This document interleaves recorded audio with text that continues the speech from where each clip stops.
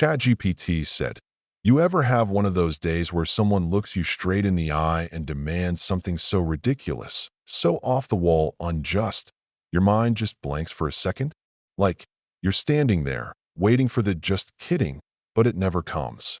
That was me, right there on the porch of my grandfather's old cabin, a place built with his own two hands, bursting with more memories than I could count, listening to Brenda McNaught, president of the freshly minted Lakeview Estates HOA, telling me I had 30 days to demolish my own home. Not a suggestion, not a plea, but a flat-out order. 30 days, or else. I swear, if there was ever a moment I wished I had a camera crew rolling, that was it. My grandfather's cabin wasn't just a pile of logs. It was the heart of our family, tucked away on a private peninsula on Whisperwind Lake. Built from local timber, with a stone chimney and a porch that had seen more sunrises than Brenda's seen yoga classes. The man knew land like a poet knows words, and he'd staked out not just that plot, but a good chunk more back in the 40s. He was a surveyor by trade, an artist by nature, and this place was his quiet masterpiece. I grew up here, summer after summer, learning to fish, skip stones, trace constellations, far from the noise of the city. When he passed, the cabin became my sanctuary. I'm an engineer, and the lake was my reset button, my quiet place to recharge and solve problems no spreadsheet could touch. So, when this HOA, Lakeview Estates, with their rows of beige, oversized cookie-cutter houses, sprang up across the inlet, I figured they'd keep to their side. My land was separated by water and a stand of ancient pines my grandfather had left as a natural barrier.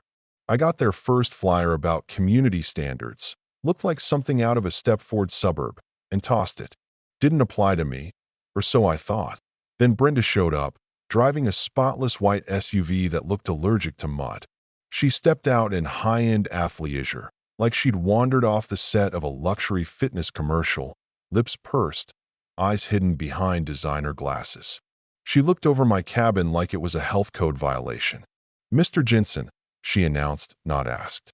I was still wiping grease from my hands. Been fixing the old water pump. She didn't care. She introduced herself like royalty, dropped the HOA title, then started in on how my structure was a concern. Said it was an eyesore and, more importantly, blocking community access to the lake. She even claimed the previous owner had some informal agreement, which made me almost laugh. My grandfather didn't do informal, especially about land, that I kept my cool.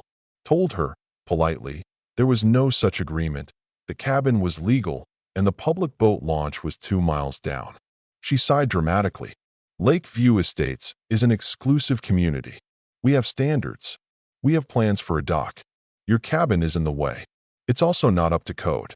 Every word was like a little needle. Unpermitted structure. That stung. My grandfather was the guy who wrote the book on building codes. She handed me a letter, crisp and threatening. 30 days to demolish, or the HOA would handle it, and bill me for the privilege. I just stood there, reading this masterpiece of arrogance. She truly believed she was holding all the cards, thought I was some pushover. She had no clue who she was dealing with, or what my grandfather had put in place. But, as the shock faded, something inside me clicked into gear. This wasn't just about a cabin. It was about family, about standing up to the kind of entitlement that thinks it can push you off your own land. I told her she was making a big mistake. She gave me that tight smile, promised her lawyers were very good, and sped off, kicking up gravel. You know what I did next? Made coffee, pulled out my grandfather's old files. The man kept every deed, survey, permit. His filing system was a work of art. My deed, plain as day, no HOA easement, no access right, nothing. The surveys were even more detailed, drawn in his neat script. Not a word about sharing the lake. But then I found something else, a note referencing Tract B, Whisperwind Holdings. I dug deeper, found a file thicker than any other.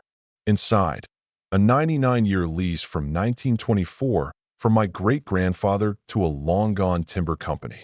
And the land described? It was Lakeview Estates.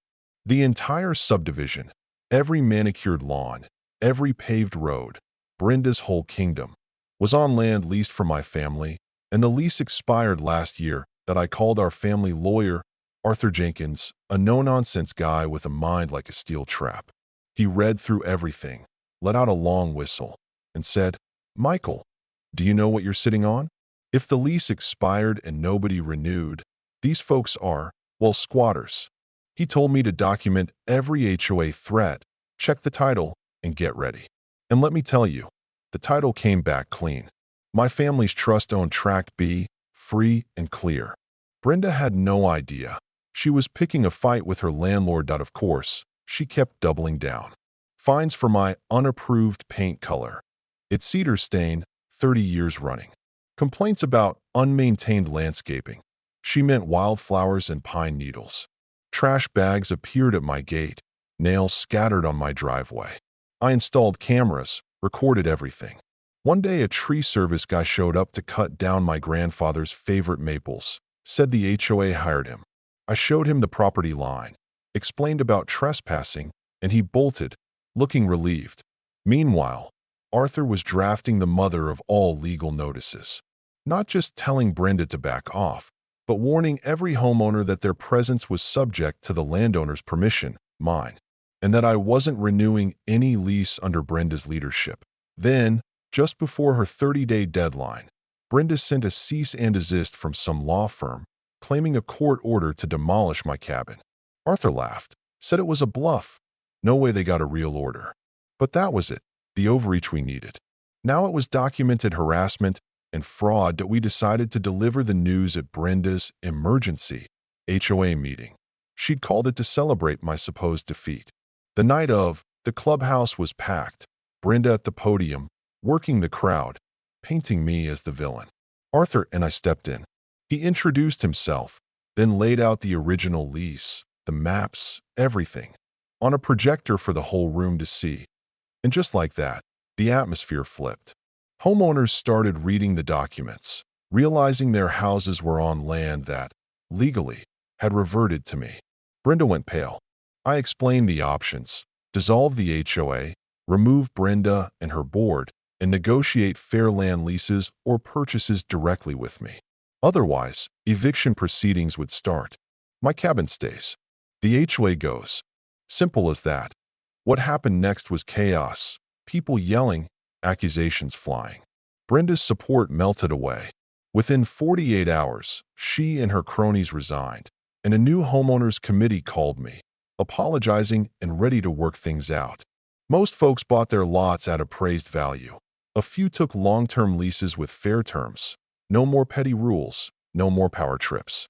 Brenda? She vanished, her SUV packed and gone. Off to find a new suburb to terrorize, I guess. The Lakeview Estates HOA was dead. The shoreline stayed natural, no community dock. The tension across the water disappeared. I kept the cabin, the view got better, and even the neighbors started waving from their side. All because one person's arrogance pushed a little too far. My grandfather would have gotten a kick out of the irony. His quiet planning outfoxing an entire HOA decades later to us. So, yeah, that's how I accidentally ended up the landlord of a whole subdivision, just trying to save a little piece of family history. Wild, right? Now I've got to ask, have you ever tangled with an HOA? Or seen someone try to bully their way into something they had no right to? Drop your thoughts below. Is justice ever really that simple? Or does it always come with a twist? I'm genuinely curious where you stand.